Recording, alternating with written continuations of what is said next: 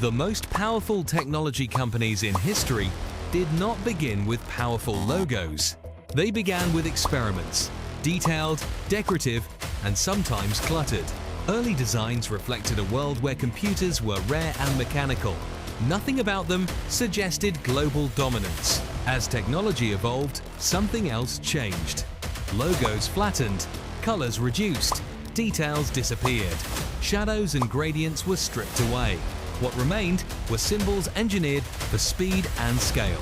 This transformation wasn't just aesthetic, it mirrored how technology matured, from visible machines to invisible systems, from novelty to necessity. In 1976, Apple's first logo was not minimal. It showed Isaac Newton sitting under a tree, framed in ornate detail. There were banners, shading, and classical engraving. It looked more like a book cover than a tech logo. The choice of Newton was intentional. Apple wanted to associate itself with discovery and genius. But the design had a major flaw. It didn't scale well. On products, it became unreadable and cluttered. Within a year, the company pivoted. Designer Rob Janoff introduced the Bitten Apple silhouette. Simple, bold, and instantly recognizable. The bite ensured it wasn't mistaken for another fruit. Then came the rainbow stripes. They symbolized creativity and color displays. Apple wanted to highlight its ability to show graphics in color. The logo felt friendly and accessible. By 1998, the rainbow disappeared. The logo became monochrome, silver, black, or white. This aligned with Apple's sleek hardware direction. Minimalism became part of the brand philosophy. Over time, even glossy effects were removed. What remained was a flat, confident silhouette. No decoration, no explanation. Just a symbol recognized worldwide.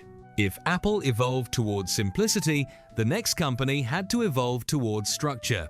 Microsoft's 1975 logo reflected its era. Curved lettering and retro lines dominated the design. It felt experimental and energetic, perfect for the early computing frontier. As the company matured, the typography sharpened. By 1987, the italic wordmark appeared. Between the O and S was a dynamic cut. It subtly suggested movement and progress. For decades, this logo defined the Windows era. But by 2012, Microsoft had changed. It was no longer just a software company. It had become an ecosystem. The redesign introduced 4 colored squares. Each square symbolized a product pillar. The layout conveyed structure and integration. The typography became neutral and stable.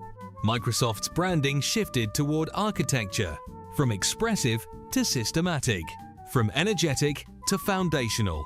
Its logo reflected platform-level authority. So far, we've seen detail disappear. But the next company didn't just simplify. It optimized for the digital screen. Google's early logos were playful experiments. Serif fonts and drop shadows were common. Even an exclamation mark appeared at one point. It felt like a startup, competing for attention. As Google became dominant, stability mattered more. In 2015, it switched to a geometric sans serif font. The design became cleaner and more controlled. The tone shifted from playful to universal. The change was driven by technology. Users were now searching on phones and watches. Logos had to function at tiny sizes. Flat colors rendered better on screens. The multicolored G icon was engineered for scalability. Recognizable even as a small favicon, Google optimized its branding like it optimized search, for clarity, speed, and performance. But decades before flat design became fashionable, one company had already engineered minimalism into its DNA. IBM's early emblems were industrial and detailed. Globes and heavy typography dominated the designs. They reflected machinery and corporate strength. But they were visually complex. In 1972, designer Paul Rand introduced the striped logo. Bold letters cut with horizontal lines.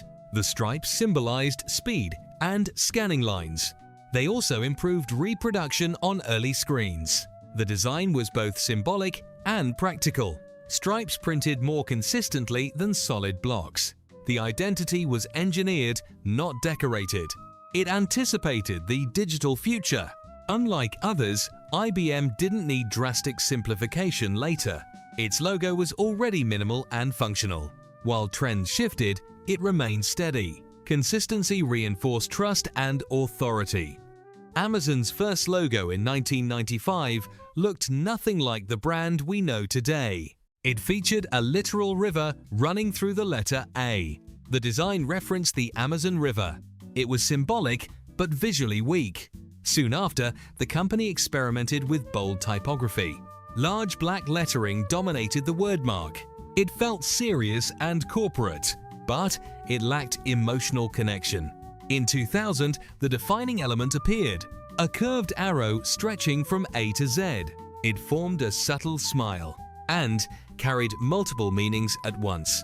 The arrow suggested completeness, everything from A to Z. It also implied customer satisfaction, a smile delivered with every order.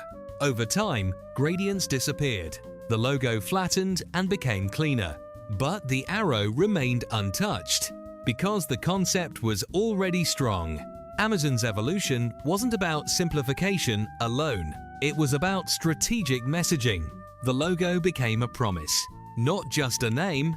Across Apple, Microsoft, Google, IBM, and Amazon, a clear pattern emerges. Logos becomes simpler. Shapes become flatter. Meaning becomes more concentrated. As technology expands into every corner of life, branding becomes sharper and quieter. Less decoration, more intention. The most powerful tech companies don't rely on complexity. They rely on clarity. And in today's digital world, clarity is dominance. Now, I'm curious what you think. Which evolution was the strongest? Was it Apple's dramatic simplification, Microsoft's structural shift, Google's optimization for the digital age, IBM's timeless engineering, or Amazon's strategic symbolism? Which redesign improved the brand the most? And which one do you think lost something along the way? Drop your thoughts in the comments. I read them and they help shape future episodes. Also, suggest the next group of logos you want analyzed. Luxury brands? Car manufacturers? Gaming companies? Fashion houses? Your suggestions will decide what gets explored next. If you enjoy deep dives into design history and brand evolution, subscribe and turn on notifications. Thanks for watching. See you in the next one.